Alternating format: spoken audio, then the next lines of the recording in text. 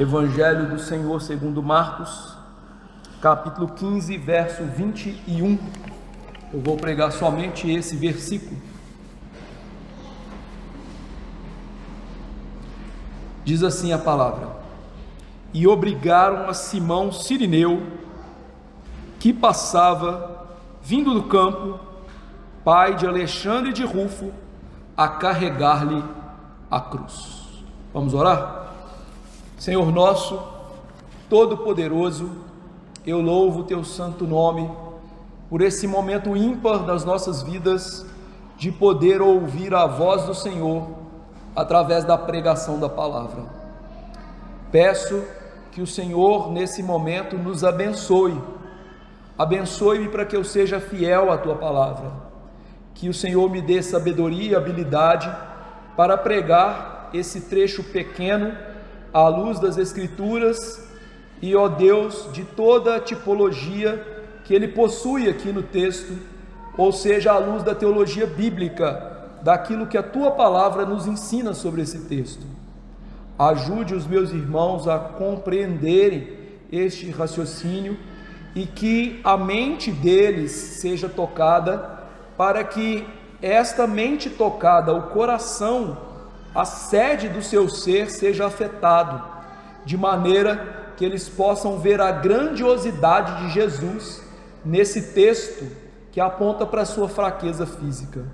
Que o Senhor nos dê graça, Deus, de nesse momento de ouvir a palavra seja um ato de adoração, um ato sublime de adorar o Teu santo nome. E que isso, ó Deus, redunde não só na Tua santa glória, mas no bem das nossas almas, porque nós precisamos muito da mensagem desse texto, o centro do Evangelho. Ó Senhor, nos ajude. Ó Senhor, que Teu Espírito esteja conosco, que o ensinador divino, Teu Espírito, a terceira pessoa da Trindade, abra o nosso coração para essa palavra bendita, e que isso produza salvação. Se um certo Simão entrou aqui hoje, que ele seja salvo. Ah, Senhor, nos dê graça, e que muitos Alexandres e Rufos possam surgir dessa salvação, feita unicamente pelo Senhor. Nos dê a Tua graça em nome de Jesus. Amém. Queridos irmãos, nós temos meditado nos últimos sermões nesse trecho das Escrituras que precede a crucificação do nosso Senhor e Salvador Jesus Cristo.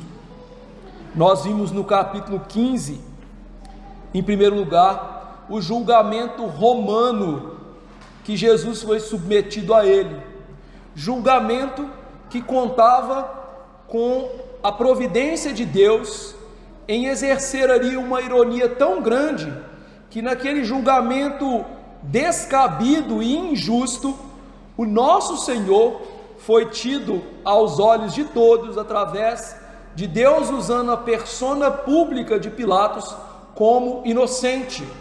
Isto é, Deus usou toda aquela injustiça para deixar claro que Cristo era o Cordeiro imaculado que morreria no nosso lugar. Depois disso, nós vimos que o Senhor foi submetido a um grave castigo romano, um castigo tão severo que, como aprendemos à época, muitos prisioneiros morriam através daquele castigo. E ali Deus estava moendo o corpo do seu filho, enfermando o seu filho, cumprindo toda a profecia de Isaías 53, ao Senhor agradou moê-lo. Depois disso nós vimos a trágica diversão dos soldados romanos com Cristo Jesus, através daquilo que eu mostrei, o historiador F.F. Bruce identificou como a brincadeira do rei, o jogo do rei, em que os soldados romanos zombaram de Jesus como rei, vestiram Jesus como rei, mas Deus, no seu eterno decreto e providência, havia marcado aquele momento para deixar claro que o cordeiro que ele estava moendo para a nossa salvação também era o rei prometido. Deus, ironicamente, através da brincadeira daqueles soldados, mostrou ao mundo que aquela pessoa que estava ali, aos olhos de todos, desprezado, era o seu rei, o nosso Salvador. E hoje, meus irmãos, nós vamos ver Jesus sendo ajudado por Simão Cirineu a carregar a sua cruz para fora de Jerusalém, até o Gólgota, o Calvário, o lugar onde ele seria morto. Mas o que esse trecho das Escrituras nos ensina? Uma verdade impressionante e imprescindível para a nossa fé: que Jesus é o Salvador poderoso, mesmo em meio à sua fraqueza física. Esse texto hoje nós vamos ver que Jesus tem a sua fraqueza física evidenciada, mas também o seu poder de salvar fica avultado aos nossos olhos. Jesus vai salvar Simão, Jesus vai salvar a família de Simão, mesmo na sua fraqueza física. Então vamos meditar nesta verdade através de 5 pontos teológicos que eu aqui destaquei, que fazem parte do compêndio da teologia bíblica, que nos ajudam a interpretar esse texto, ainda que estas coisas que eu vou falar não estejam escritas aqui, ipsis literis, elas estão na Bíblia e nos ensinam a aprender o que está escrito nesse versículo, nesse pequeno versículo. O primeiro ponto teológico do nosso sermão hoje é que Cristo sofreu fora da porta. Quando nosso Senhor Jesus, depois de ser escarnecido, foi lançado sobre ele a cruz que ele deveria ser morto, Jesus começou a carregar essa cruz para fora de Jerusalém. E isso, meus irmãos, é significativo.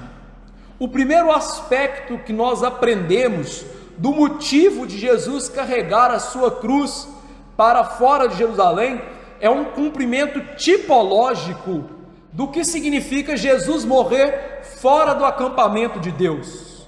O ponto central aqui é aquilo que o autor de Hebreus ensina para nós sobre esse texto.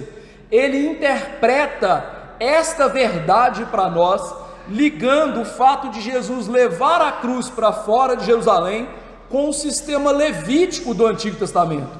O autor de Hebreus, no capítulo 13, verso 11 a 13, diz o seguinte: pois aqueles animais cujo sangue é trazido para dentro do Santo dos Santos pelo sumo sacerdote, como oblação pelo pecado, tem o corpo queimado fora do acampamento. Por isso foi que também Jesus, para santificar o seu povo pelo seu próprio sangue, sofreu fora da porta, fora de Jerusalém. Saiamos, pois, a ele fora do arraial, levando o seu vitupério. O autor de Hebreus nos ensina o que? No Antigo Testamento, no dia da expiação, o Yom Kippur, os animais eram mortos, o seu sangue era levado para dentro do Santo dos Santos, a fim de aspergir a arca da aliança. Mas aqueles animais que tipologicamente, ou seja, não de maneira real, porque isso aconteceria com Cristo, levavam o pecado do povo, tornando-se impuros por causa do pecado, eram queimados fora do arraial do povo de Deus. Isso então apontava para aquilo que Cristo faria. Cristo morreria fora da cidade de Jerusalém, a fim de santificar o seu povo, porque ele levaria de maneira real o pecado que está sobre nós. Por isso John Owen, ao comentar sobre isso, diz o seguinte: Jesus morreu fora de Jerusalém, assumindo legalmente a culpa do seu povo, e foi colocado no lugar do excluído, no lugar do amaldiçoado. O segundo aspecto que temos aqui de Jesus morrer fora de Jerusalém, levar a sua cruz para fora de Jerusalém, é o peso da substituição penal que está sobre Jesus. Os puritanos, que são nossos pais espirituais, ao olhar para esse texto, eles entenderam fortemente que Jesus não apenas morre fisicamente, mas Jesus morre sob a maldição da lei, como Paulo nos ensina em Gálatas 3,13. Está escrito: Cristo nos resgatou da maldição da lei, fazendo-se Ele próprio maldição em nosso lugar. Maldito todo aquele que for pendurado no madeiro. Ou seja, morrer fora da cidade santa significa o quê? Primeiro, ser tratado como alguém indigno da presença de Deus. Segundo, ser lançado fora do lugar que simboliza comunhão, aliança e culto a Deus. Você e eu, meus irmãos, nós devemos nos lembrar que Jerusalém representava o centro da presença visível de Deus no Antigo Testamento. E Cristo então deliberadamente leva a sua cruz para fora de Jerusalém, mostrando que Ele suportaria o abandono que nós pecadores merecíamos.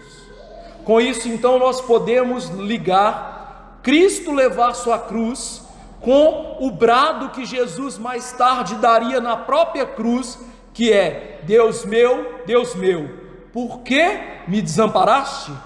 Indicando que Cristo havia levado sobre Ele o abandono que nós merecíamos, porque nós somos pecadores. O terceiro aspecto que nós aprendemos do fato de Jesus carregar a sua cruz para fora de Jerusalém é o fato de Cristo ter sido o Cristo rejeitado pelo povo de Deus. Em João 1:11, o apóstolo diz: veio para o que era seu e os seus não o receberam. Cristo sim foi colocado na cruz do madeiro por causa do nosso pecado. No entanto, Cristo foi colocado no madeiro por causa da rejeição do seu povo, que deveria recebê-lo como rei e salvador. O nosso Messias é morto como um criminoso, fora dos muros de Jerusalém, junto com os malfeitores. Lembre-se, com os malfeitores foi contado. Por isso, o teólogo puritano Matt Henry diz o seguinte: Cristo foi excluído do seu povo, excluído da cidade do seu povo, para mostrar que ele carregava a vergonha do seu povo, e a salvação não viria através da antiga Jerusalém, mas através de um sacrifício de um rejeitado, o Cordeiro rejeitado de Deus. O quarto e último aspecto que nós aprendemos aqui de Jesus ser levado ou levar a sua cruz para fora de Jerusalém é o aspecto do discipulado. O autor de Hebreus nos ensinou isso quando nós lemos aqui o verso 13. Ele termina sua conclusão teológica dizendo: saiamos, pois, a ele fora do arraial, levando o seu vitupério. Ou seja, quando Cristo levou a sua cruz para fora de Jerusalém, ele estava ensinando para nós uma lição muito importante, que servir a Jesus envolve nesse mundo aceitar reprovação e vergonha, que a fé cristã não é uma busca por segurança em sistemas mundanos. A fé cristã busca segurança num Salvador rejeitado. Por isso John Owen diz: a verdadeira comunhão com Cristo somente ocorre quando o crente está disposto a perder status, a perder conforto e a perder a aprovação desse mundo. Isso é, se nós buscamos como crentes a aprovação de pessoas que são ímpias, nós incorremos na desaprovação de Cristo e, portanto, não estamos unidos à cruz de Cristo. Daí o autor de Hebreus ter dito: saiam do arraial desse mundo, vivam com Jesus fora desse mundo. O segundo ponto teológico desse texto que nós aprendemos, que Jesus carregar a sua cruz, é que ele cumpre a tipologia do Antigo Testamento de Isaque ter carregado a lenha do seu sacrifício.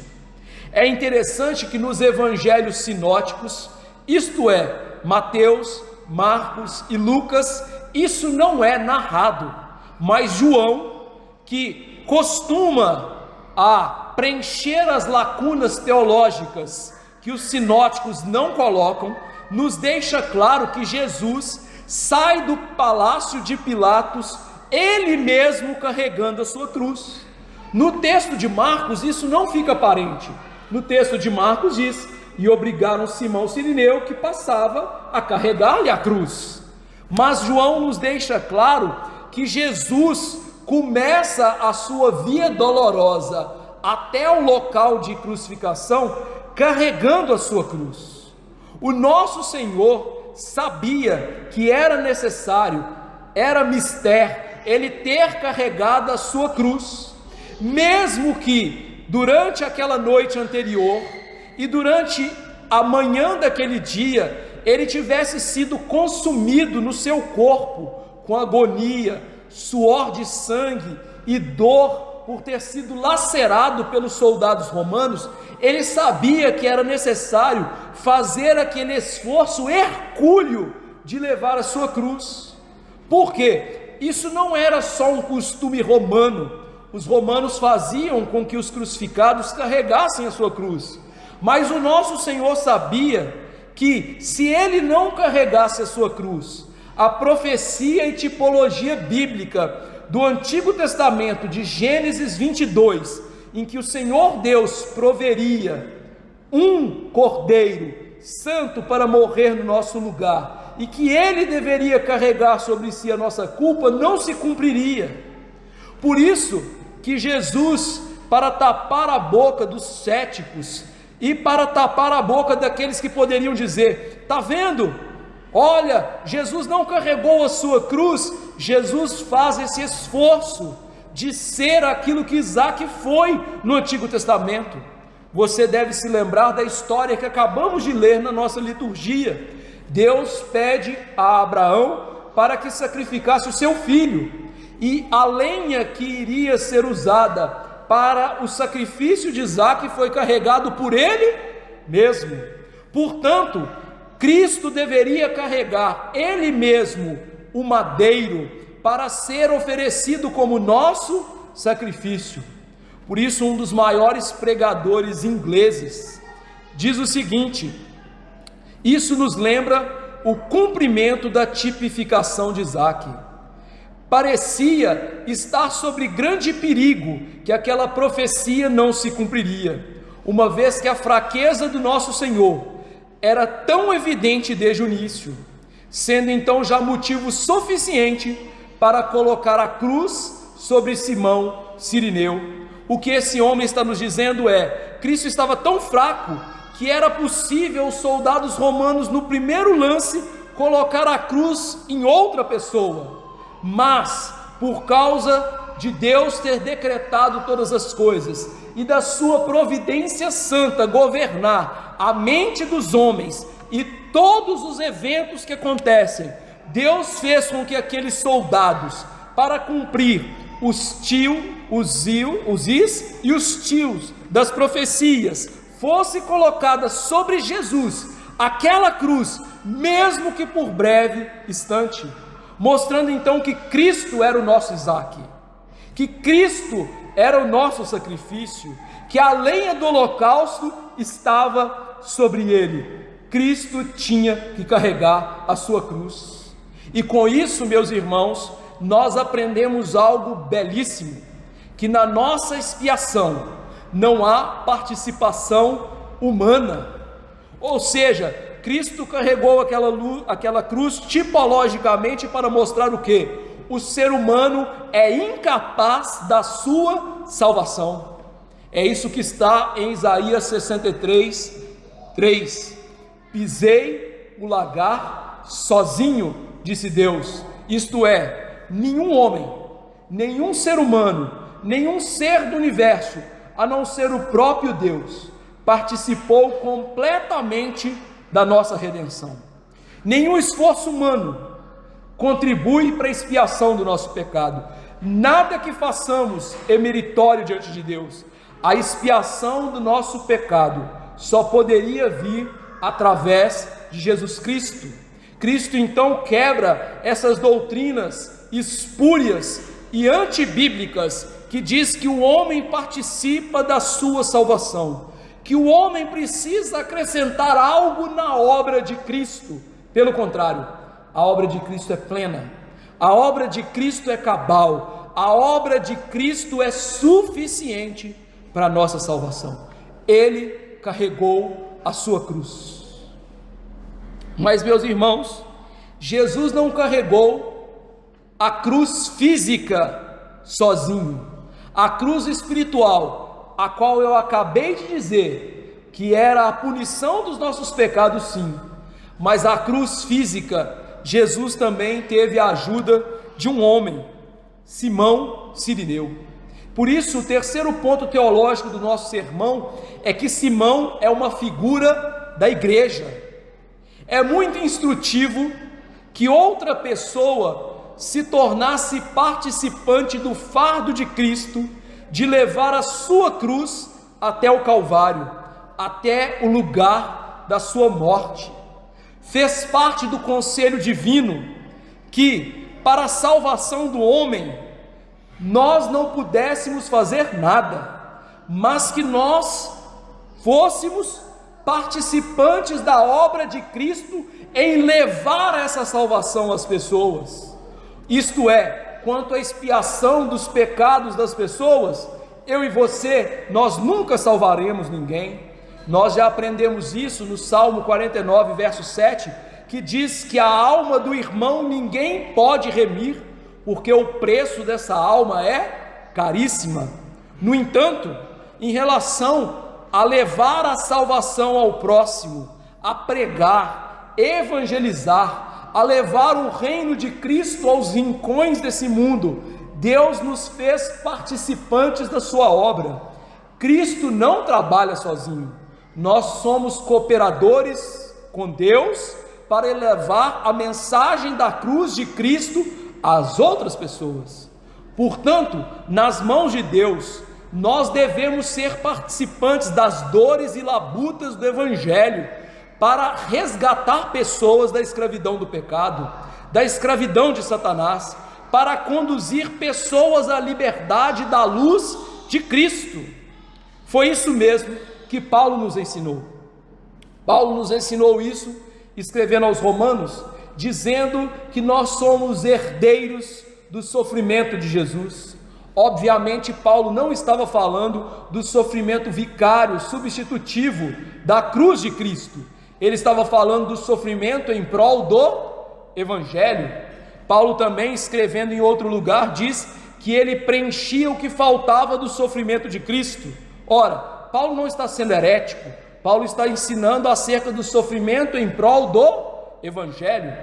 Paulo ilustra isso com a sua vida, quando ele mostrou que Cristo chamou para sofrer pelo Evangelho, a fim de conduzir muitas pessoas à redenção, participando do sofrimento de Cristo. Você pode ler no livro de Atos, as vezes em que Paulo relata a sua salvação por meio de Jesus Cristo, ele sempre deixa claro que Cristo chamou agora para participar da vida da igreja, pregando o Evangelho, participando do sofrimento de Cristo em prol do Evangelho.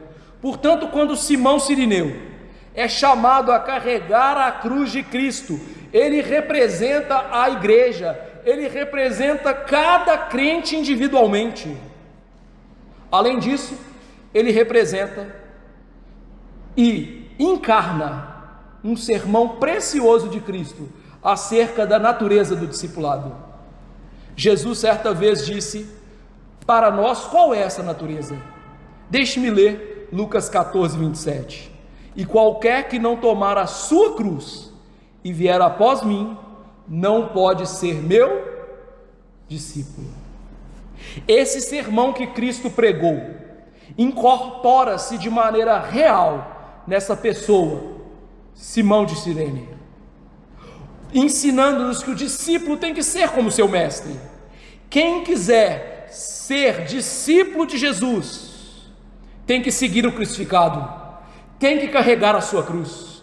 Não a cruz da salvação dos nossos pecados, mas a cruz de morrer para si mesmo, a cruz de abnegar-se, a cruz de mortificar o seu pecado, a cruz de abandonar o mundo, de abandonar a filosofia do mundo, de morrer para si mesmo e viver para Jesus. Jesus colocou a cruz sobre o ombro desse homem, para nos ensinar que viver para Cristo é ter a cruz sobre os nossos homens. Então, queridos irmãos, como disse Charles Haddon Spurgeon no sermão dele sobre esse texto, há uma cruz para cada crente.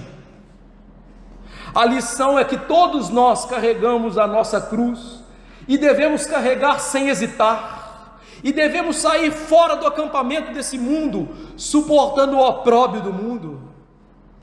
E veja como Simão é uma ilustração da salvação de cada crente, salvação inesperada.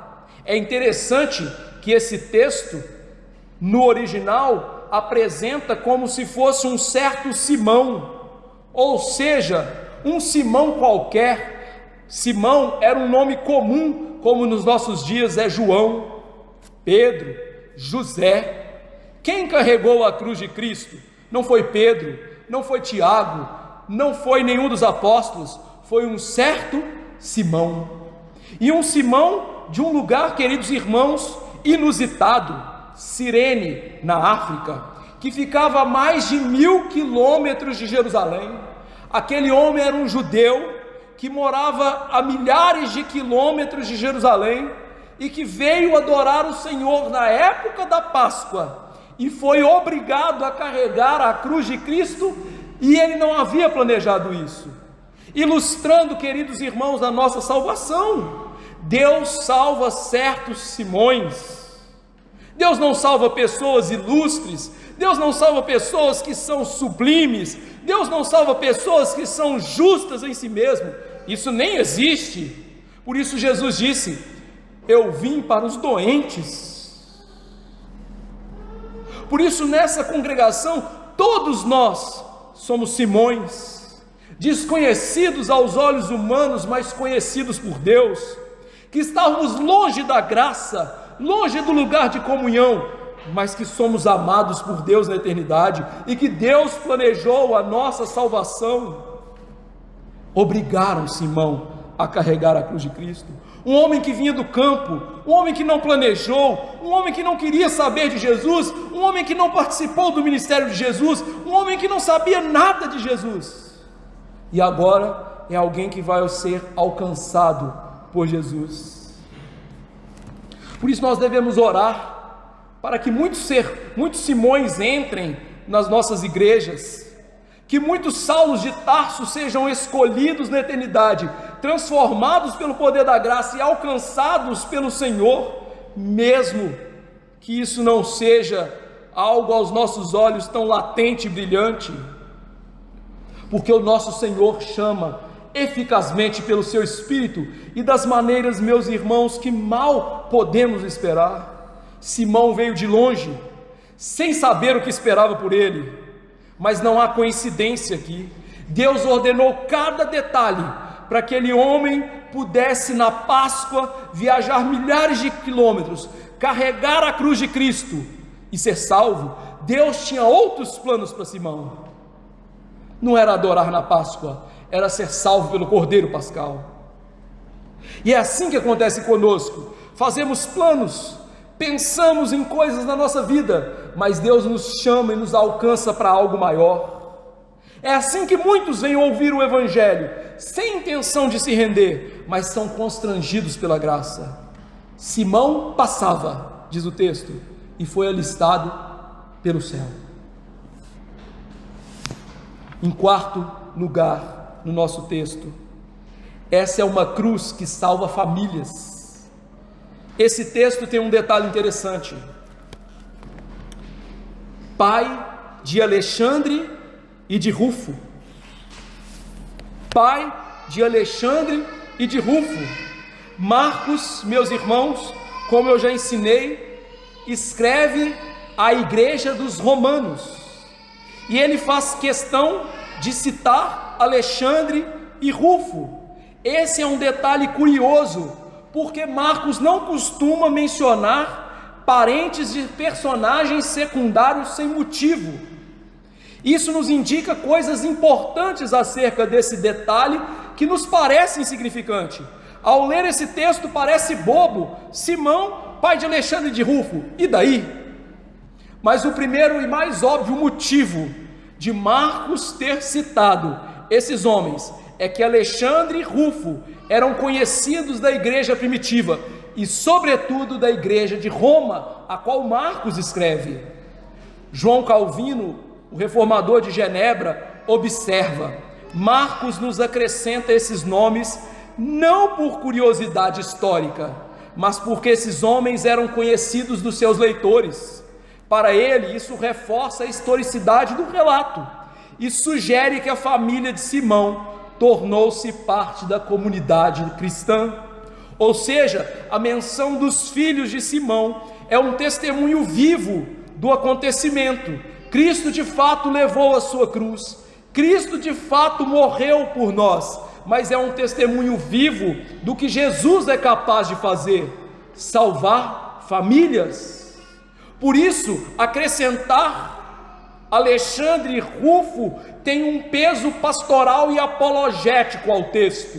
Isto é, veja o nosso Senhor, Ele é o Salvador, Ele é capaz de salvar em qualquer circunstância. Em segundo lugar, nós pegamos esse texto e conectamos então a Romanos 16:13.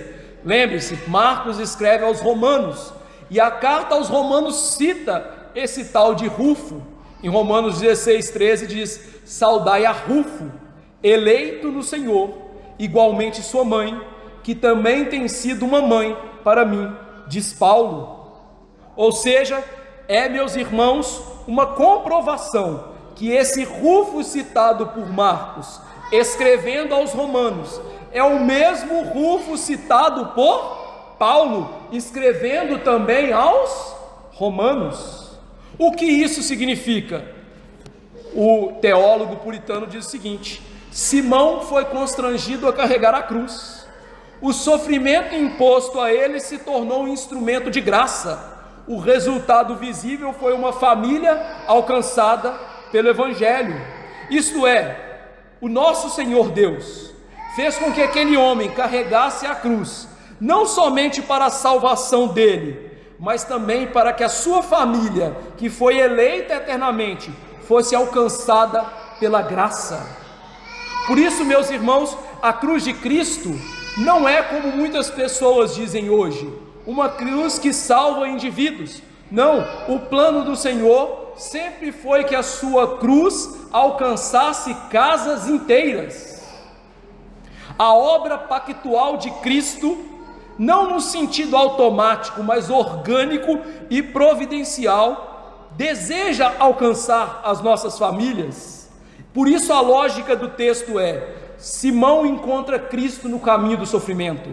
Esse encontro não termina em Simão. Seus filhos e sua esposa aparecem como crentes reconhecidos, ilustrando para nós esse tema recorrente na Bíblia: Deus quer salvar as nossas famílias.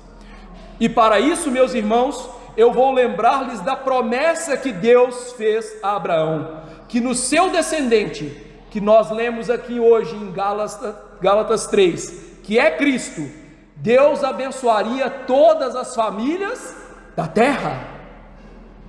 Quando Jesus ressuscitou, e lá em Mateus ordena a seus discípulos que evangelizassem as nações e batizassem as nações. A maneira óbvia de evangelizar as nações e batizar as nações é por meio da evangelização e do batizado de famílias. Quando Deus chamou Abraão e lhe deu o sinal da graça, Deus deu o sinal da graça, a circuncisão, para ele e para os seus filhos.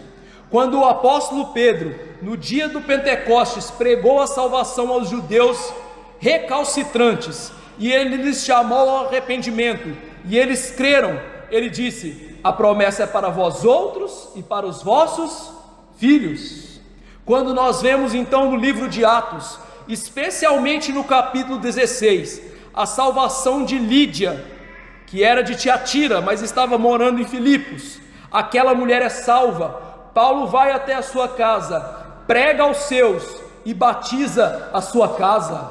Mais adiante, na própria cidade de Filipos, Paulo é preso, é açoitado, e à meia-noite, cantando louvores, o carcereiro, ouvindo a pregação, é salvo.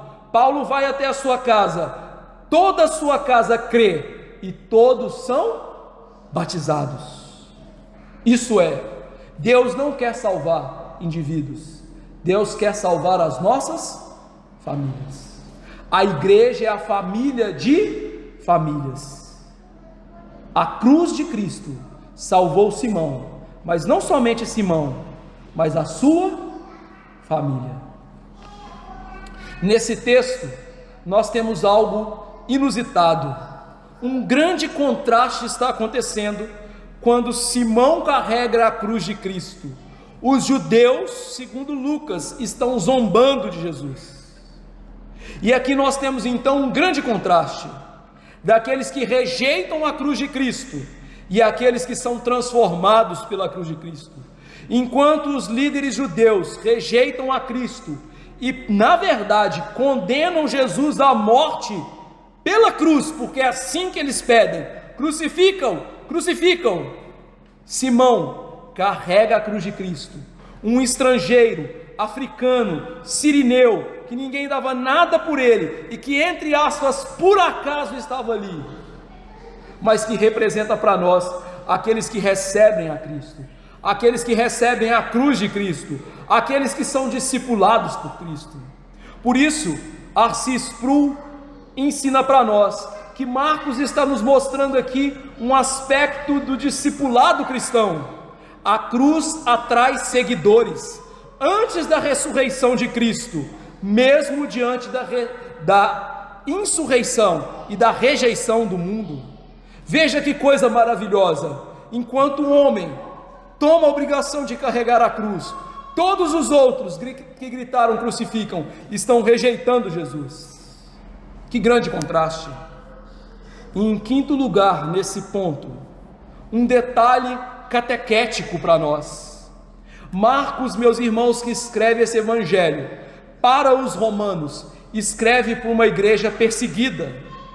E ao mencionar Rufo e Alexandre, e ao mencionar a cruz que salvou esses homens, ele está ensinando para nós o seguinte: vocês conhecem uma família que nasceu da cruz.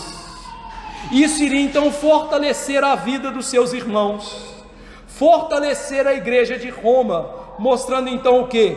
O escândalo da cruz é o berço da igreja. O escândalo da cruz é algo que tem que ser assumido pela igreja.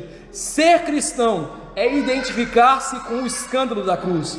Ser cristão é ser identificado com Jesus crucificado e estar disposto a sofrer por Jesus. Em último lugar, o quinto e último ponto teológico do nosso sermão é que nós temos aqui um Salvador fraco, mas poderoso. Quando nós olhamos para esse texto, há algo implícito que sobressai a todos os detalhes que nós vimos até agora. O fato desse texto descrever a impotência física de Jesus, mas que aponta para um detalhe muito importante: a sua humilhação voluntária. Cristo, meus irmãos, não resistiu à cruz. Cristo não resistiu à ajuda de levar a cruz física dele até o Gólgota. E isso ele manifestou para nós o seguinte: não, eu não estou perdendo a minha autoridade, mas na economia da redenção, eu estou assumindo a natureza humana de vocês de tal maneira, que é isso que torna possível a obra expiatória do pecado de vocês.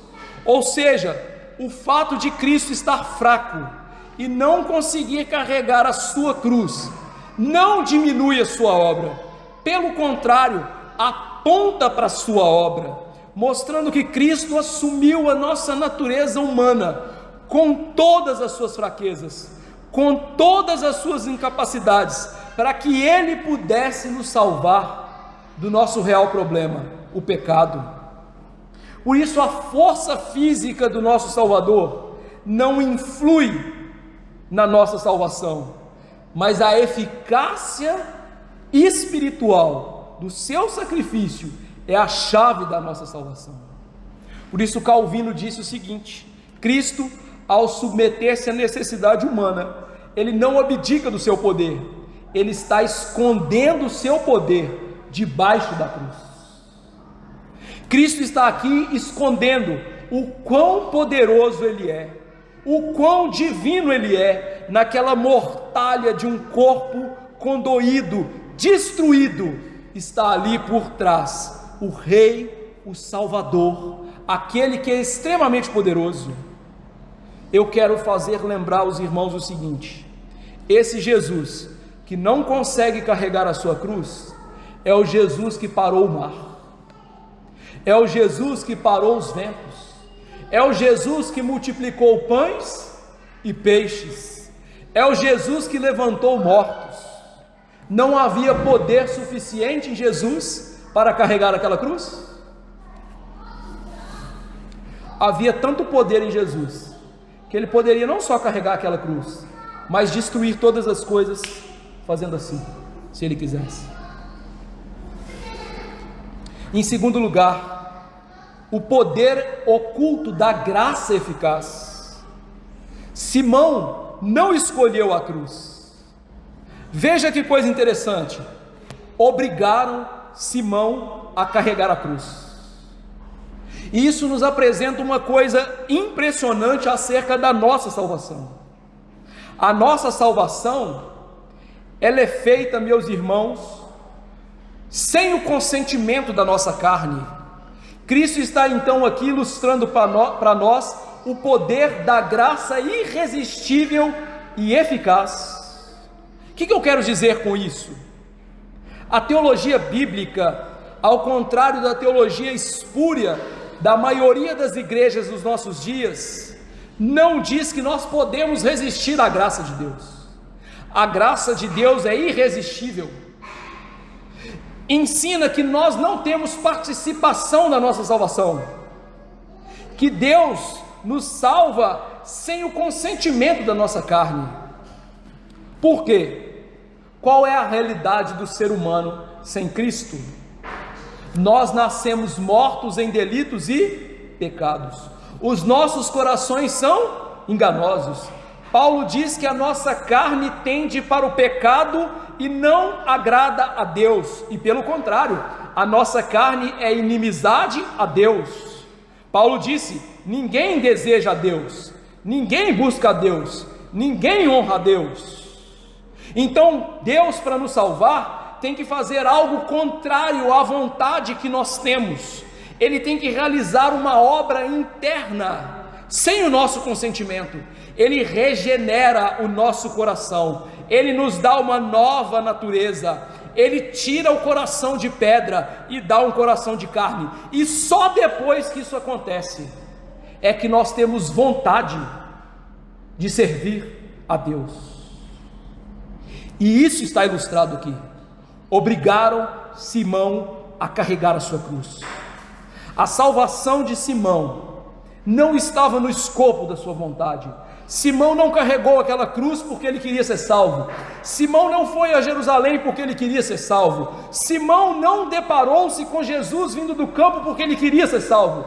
Mas Jesus salvou Simão porque ele quis salvar Simão. Essa é a graça eficaz no coração do ser humano pecador.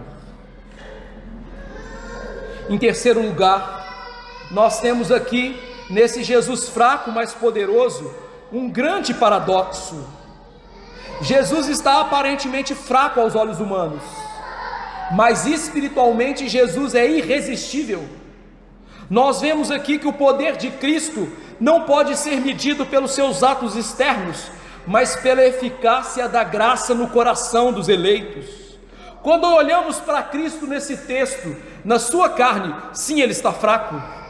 Nós vemos alguém que é incapaz de levantar uma cruz.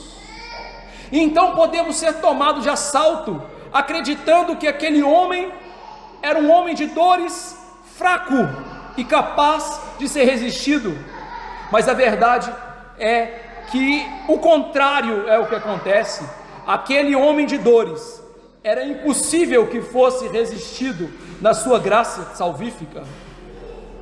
Jesus estava realizando uma obra interna da graça no coração daquele homem, e nada podia resistir Jesus e o seu poder em fazer isso. A salvação que foi levada a Simão foi algo irresistível e invisível aos olhos humanos, que só mais tarde mostraria resultados palpáveis de uma família com esposa e filhos, crendo também no Senhor e Salvador Jesus Cristo. Isso acontece porque quando Jesus não pôde carregar a sua cruz física, ele estava carregando as almas daqueles que espiritualmente são incapazes de salvar a si mesmos. Ou seja, quem é o verdadeiro incapaz desse texto? Não é Jesus, é Simão. Porque o nosso problema não é carregar peso. O nosso problema não é as coisas que podemos fazer nesse mundo, ou não podemos fazer nesse mundo. O nosso problema é algo que não somos capazes de resolver: pecado. E essa é a mensagem poderosa desse texto. As mãos que não conseguem sustentar um madeiro físico, sustentam a eleição eterna daqueles que vão ser salvos por Deus. Jesus não pode carregar fisicamente a cruz, mas espiritualmente ele carrega a cruz de todos nós que fomos escolhidos na eternidade para a salvação. Havia um poder maravilhoso, irresistível, irretocável, inenarrável em Jesus Cristo naquele lugar. Um poder que alcançaria todos os eleitos de Deus no tempo e no espaço, e vai alcançá-los até a volta de Jesus. Um poder tão nobre e capaz, que carregou a ira de Deus sobre ele, e ainda assim saiu vitorioso. E por último lugar, nós vemos aqui um paradoxo incrível, que a cruz não é algo apenas que Cristo carrega, é o instrumento pelo qual ele reina. Cristo, ao carregar a sua cruz, estava tomando para si o reinado de todas as coisas. Lembre-se que no trecho anterior, que Cristo foi zombado como rei, e que Deus deixou claro que aquele que apanhava dos soldados era o verdadeiro rei do universo. E a pergunta então é: como que aquele que é rei na sua divindade vai se tornar rei na sua humanidade? Carregando a sua cruz. Sendo assim, quando nós olhamos para esse texto, quando nós imaginamos essa cena, imagine, meu irmão, essa cena: um homem moribundo carregando uma cruz. O que estava escondido na fraqueza humana era o verdadeiro rei. Um rei que se ascenderia ao seu trono através do objeto que ele estava carregando, que era o objeto que levaria a sua morte física. Portanto, não era Simão que estava ajudando a Jesus, era Jesus que estava ajudando a Simão, sendo seu rei e lhe salvando. Não era a igreja que estava ali ajudando a Cristo, era o Cristo que reina, que estava ali remindo a sua igreja, que mudaria o curso da história para sempre, e governaria não só como rei, eterno, espiritual na sua natureza divina, mas também como homem. Por isso, quando Simão foi convidado a carregar a cruz de Jesus, ele foi convidado a participar do evento que mudaria a sua vida, a participar do evento que salvaria ele, seus familiares e toda a igreja de Jesus. Tendo isso em vista, nós vemos então que a nossa salvação e o reinado de Cristo não depende da força de Cristo naquele momento, mas da sua autoridade como Rei eterno e como Cordeiro de Deus. Era o Cordeiro que estava ali caminhando para o Gólgota, a fim de salvar Simão, seus familiares e todos aqueles que têm o pavor de morrer, mas que creem em Jesus, que são eleitos de Jesus. Então, aparentemente, nós vemos um homem fraco. A realidade é que a gente vê um Rei Salvador. Ele não carregou a sua cruz fisicamente até o fim, mas espiritualmente ele carregou até o fim, porque nós somos amados de Deus. Como viver esse texto? Já que você não vai voltar no tempo e carregar aquela cruz, não é mesmo? Em primeiro lugar, você e eu somos chamados a carregar outro tipo de cruz, ou seja, não aquela cruz de madeira, mas a cruz do discipulado. Nós somos chamados a carregar essa cruz não para nos salvar, mas porque fomos salvos para isso. Somos chamados a carregar a cruz do discipulado para servir Jesus, para testemunhar de Jesus, para cooperar na obra de levar o Evangelho de Jesus a outros. Que fique bem claro, jamais podemos e poderemos cooperar com Deus na expiação dos nossos pecados. Jamais podemos fazer algo meritório que valha a nossa salvação, mas como discípulos somos chamados a carregar a cruz, imitar o nosso mestre, a servir a Jesus pelo seu reino. Somos servos inúteis, mas somos servos que são chamados a trabalhar pelo reino de Jesus, a cooperar levando o Evangelho de Jesus. Nós cooperamos quando adornamos a nossa doutrina com as nossas vidas, quando nós admitimos a doutrina e vivemos a doutrina, nos abnegando, nos negando, deixando nosso egocentrismo, morrendo para nós mesmos e vivendo para Jesus. Então, eu lhe pergunto, você está carregando a cruz? Em segundo lugar, Deus chama pessoas comuns para tarefas extraordinárias. O texto nos diz, um certo Simão.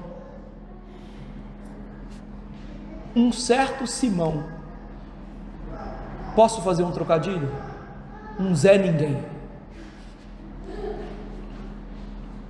Um Zé Ninguém foi chamado a carregar a cruz de Jesus. Isso nos ensina que Deus não chama pessoas sem defeito, sem pecado, irretocáveis para a sua obra. Não. Deus chama pessoas comuns para se engajar na obra do Evangelho.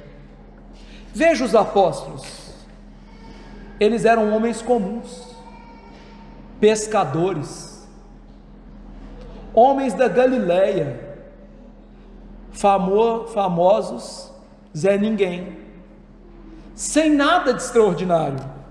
O único apóstolo que tinha alguma coisa extraordinária era Paulo, o resto. E por que Deus faz isso? Para a sua glória, para que a glória seja só dele. Por isso que Paulo certa vez diz que o Evangelho é o tesouro em vasos de barro. Eu e você, os apóstolos, qualquer ser humano, nós não passamos de pó, de vasos de barro. Basta que eu e você saibamos disso e entendamos que toda a nossa suficiência está em Cristo Jesus. Queridos irmãos, entre aspas, o maior dos pregadores é barro, entre aspas, o menor dos crentes é barro. Todos nós somos barro. Sejamos humildes. A obra de Jesus existe independentemente de eu e você.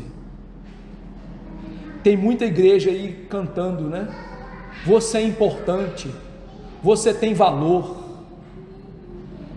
Jesus escrevendo, ou Lucas escrevendo o que Jesus disse, falando sobre o perdão, que é algo difícil de se fazer, não é? Ele diz que depois de fazermos tudo, nós somos servos inúteis. Servos inúteis. Sabe o que vai acontecer quando eu morrer? Nada. Outro pastor vai assumir o meu púlpito. Sabe o que vai acontecer quando você morrer? Outra pessoa vai assumir o banco que você senta. É isso. Você não é nada. Eu não sou nada. Terceiro lugar, muitos vêm à igreja sem intenção de compromisso. Eu vou lá ouvir, mas Deus tem outros planos. A graça frequentemente nos encontra de passagem. Deus interrompe os nossos planos para que nós nos engajemos na sua obra. E aqui eu gostaria de ilustrar isso com um famoso pregador chamado Charles Haddon Spurgeon.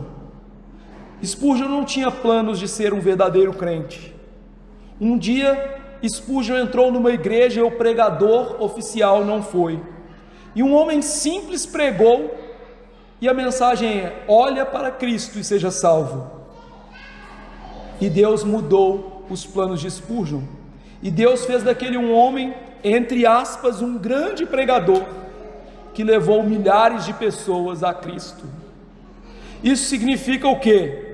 Que essa graça de Deus que nos salva é surpreendente, que essa graça de Deus que nos salva interrompe os nossos planos, para nos dar planos maiores, planos de servir ao reino de Deus, planos que nos ensinam: os nossos projetos pessoais não são as coisas mais importantes, e que os nossos projetos pessoais devem estar subordinados à conveniência da obra de Deus.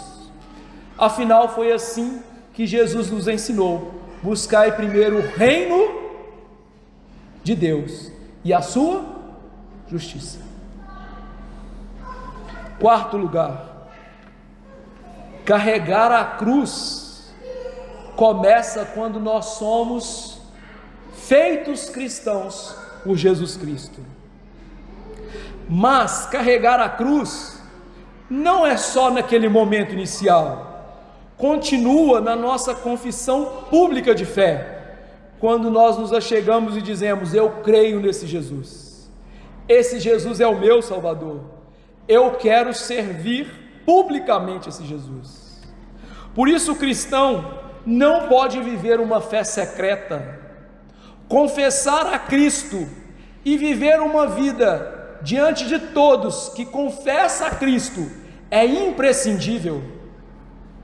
Muitos hoje querem construir uma ferrovia subterrânea para o céu, para que ninguém os veja como cristãos, numa covardia espiritual extrema. Mas a fé cristã não é assim. A fé cristã nos chama a nos identificar com Cristo, porque Cristo certa vez nos disse: aquele que me negar diante dos homens, eu o negarei diante dos anjos do meu Pai. Em quinto lugar, ao começar a carregar a cruz, nós devemos também começar a trabalhar para Cristo. Há inúmeras maneiras de trabalhar para Cristo. Uma delas é testemunhar contra os pecados dos nossos dias, ou seja, apontar para o mundo o pecado, sua cegueira. Outra maneira de testemunhar de Cristo e viver para Ele é subjugar as nossas tentações e não cair nos nossos pecados. Outras vezes, carregar a cruz é nos submeter à providência silenciosa e que nos leva ao sofrimento. Ou seja, é no meio do sofrimento não murmurar, bendizer e agradecer a Deus, como Jó disse: o Senhor Deus deu, o Senhor tomou, bendito o nome do Senhor.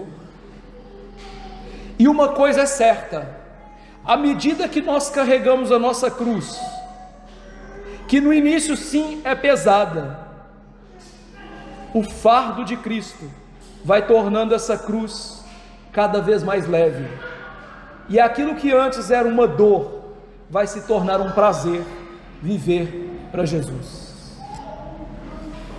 Sexto lugar, o amor de Cristo nos constrange.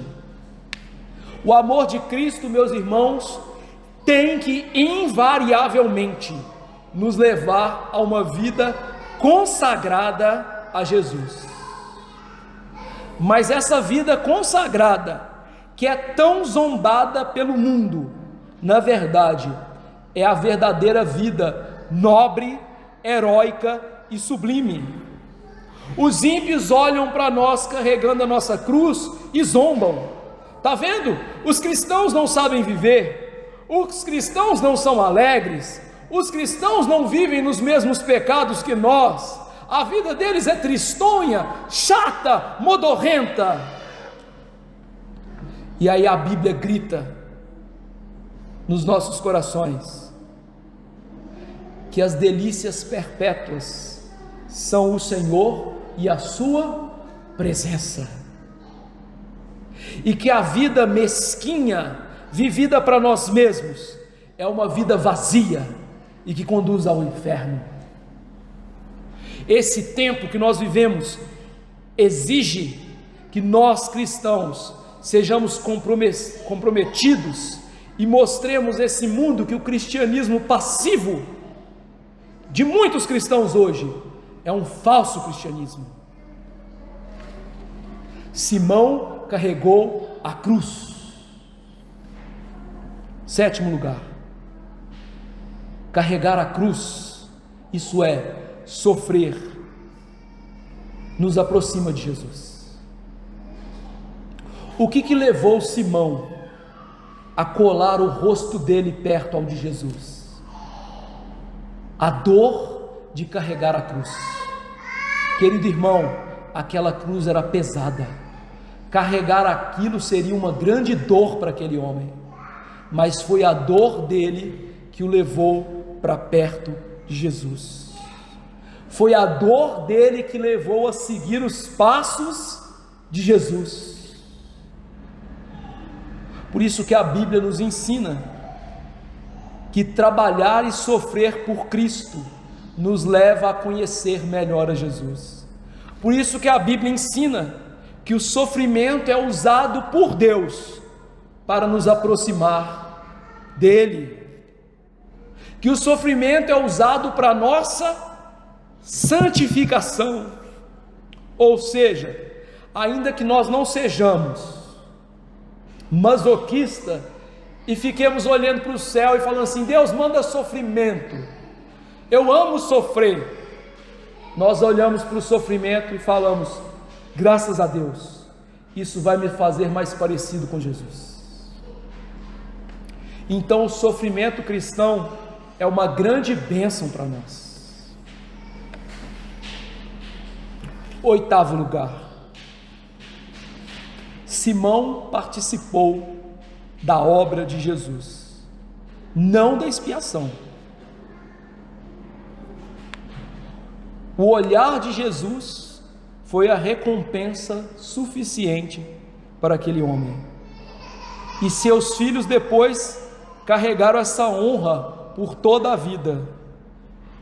Por isso a aplicação final que eu quero dar aos irmãos é: a cruz que hoje pesa sobre você, um dia vai ser a sua glória. Um dia nós vamos trocar a cruz pesada por uma coroa de glória. Por isso, meu irmão, continue firme na obra de carregar a cruz de Jesus. a cruz que Jesus deu a você. Confie em Cristo, publique sua fé em Cristo, mesmo diante da reprovação do mundo. Testemunhe de Cristo, se submeta à providência de Cristo, viva para Cristo e não para você, e um dia essa cruz vai ser trocada por um eterno peso de glória. Vamos carregar a cruz. Que Deus nos ajude. Vamos tomar a Santa Ceia do Senhor, para que a cruz se torne mais leve. Vou chamar os irmãos.